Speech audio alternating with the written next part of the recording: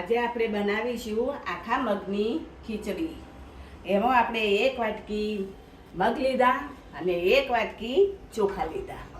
એમાં બધું નાખવા, એક ડુંગળી સમારીને તૈયાર કરી છે, ટામેટું એક સમારીને તૈયાર કર્યું છે, લીલા મરચાંનું પેસ્ટ બનાવી દીધું છે, એમાં તજ, લવિંગ, પત્તા અને લાલ મરચાં એ બધું આપણે ખીચડીમાં નાખી અને વઘારવાની।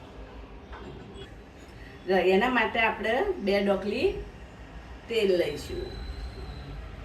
એનો હવે આપણે વઘાર કરીશું। કુકરને હવે આપણે ગેસ ઉપર ચડાવી દઈશું।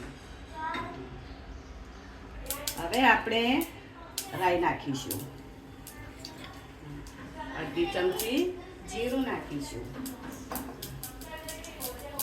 થોડી હિંગ નાખીશું, 2 મરચાં સૂકા, ગરમ મસાલો આપણે બધો ભેગો કર્યો તો એ નાખી દીધો। પછી એને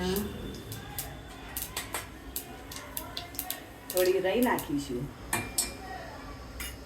કાંદા નાખી દઈશું, ડુંગળી નાખી,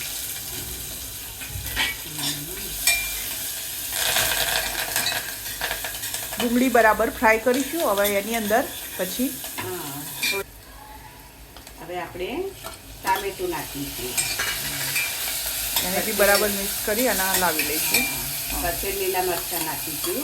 આપણે 2 થી 3 નંગ લીલા મરચાં લીધા હતા, એની પેસ્ટ બનાવી એને પેસ્ટ કરી દીધું।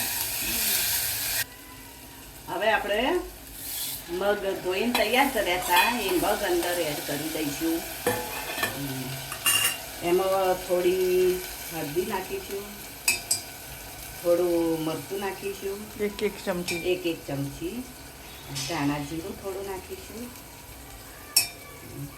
થોડો મસાલો, ગરમ મસાલો, આ મીઠું નાખીશું આપણે, અને થોડું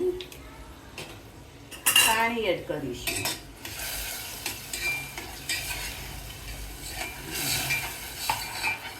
ઘડીક ઉકળવા દેવાનું, પછી ચોખા નાખી દેવાના। આપણી મગ આપણા ઉકળીને તૈયાર થઈ ગયા છે। હવે એમાં આપણે ચોખા એડ કરીશું।